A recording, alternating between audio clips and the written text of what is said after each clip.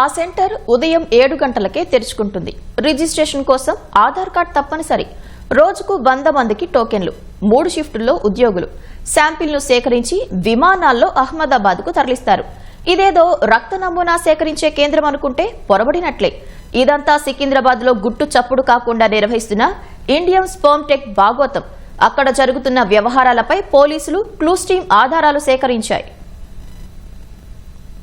ఎలాంటి అనుమతులు లేకుండా వీర్యాన్ని అక్రమంగా అహ్మదాబాద్ తరలిస్తున్న ఇండియన్ స్పెర్మ్ టెక్ కేంద్రాన్ని పోలీసులు సీజ్ చేశారు. ఇప్పటికే కేసు నమోదు చేసిన గోపాలపురం పోలీసులు దర్యాప్తు చేస్తున్నారు. అక్రమంగా వీర్య కణాలు, అండాలు సేకరిస్తున్న ఈ కేంద్రంపై ఈ నెల 25న టాస్క్ ఫోర్స్ చేసిన దాడులతో చీకటి దందా వెలుగులోకొచ్చింది. రెవెన్యూ, వైద్యాధికారులు, క్లూస్ టీంతో పోలీసులు మరోసారి సోదాలు నిర్వహించారు. వీర్యదాతల దరఖాస్తులు, రికార్డులు, వీర్యం, అండాలు నిల్వ చేసిన బాక్సులు, కొన్ని నమూనాల్ని స్వాధీనం చేసుకున్నారు.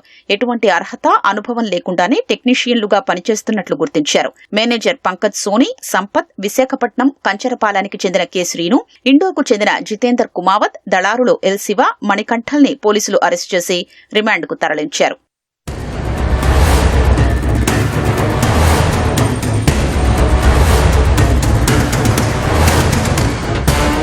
కేసు దర్యాప్తులో భాగంగా పోలీసులు కీలక అంశాల్ని గుర్తించారు. అహ్మదాబాద్ కేంద్రంగా నడుస్తున్న ఇండియన్ స్పెర్మ్ టెక్ పేరిట రెజిమెంటల్ బజార్లో నెలన్నర క్రితం ఈ కేంద్రాన్ని తెరిచారు.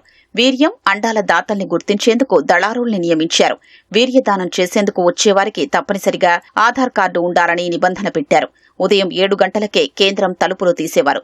క్రమంగా రద్దీ పెరగడంతో ఆధార్ కార్డుతో వచ్చిన వారికి టోకెన్ ఇచ్చి ఏ సమయంలో రావాలనేది నిర్దేశించేవారు. క్రమంగా రోజుకు 100 టోకెన్లు ఇచ్చేంతగా దాతలు పెరగడంతో ఉదయం 8 నుంచి రాత్రి 8 గంటల వరకు సేవలు అందించేవారు. 5 నుంచి 10 మంది జట్టుగా మార్చి వారిని షిఫ్ట్ల వారీగా రప్పించేవారు. వీర్యం సేకరించాక ఒక్కొక్కరికి 800 నుంచి 1000 రూపాయలు ఇస్తున్నట్లు నిర్వాహకులు తెలిపారు. ఒకసారి వచ్చిన వ్యక్తిని మరో 3 నెలలకు రావాలని సూచించేవారని సమాచారం. సేకరించిన వీర్యాన్ని ప్రత్యేక బాక్సుల్లో -260 డిగ్రీల ఉష్ణోగ్రతలో భద్రపరిచేవారు.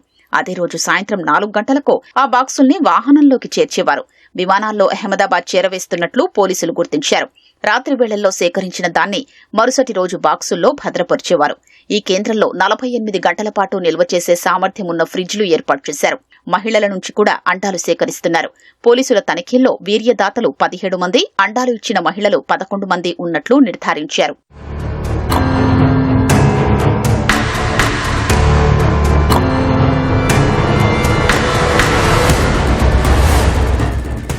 అక్రమంగా సేకరించిన వీర్యం, అండాలను హైదరాబాద్తో పాటు దేశవ్యాప్తంగా పలు ప్రైవేటు క్లినిక్లు, ఫెర్టిలిటీ కేంద్రాలకు చేరవేస్తున్నట్లు పోలీసులు భావిస్తున్నారు.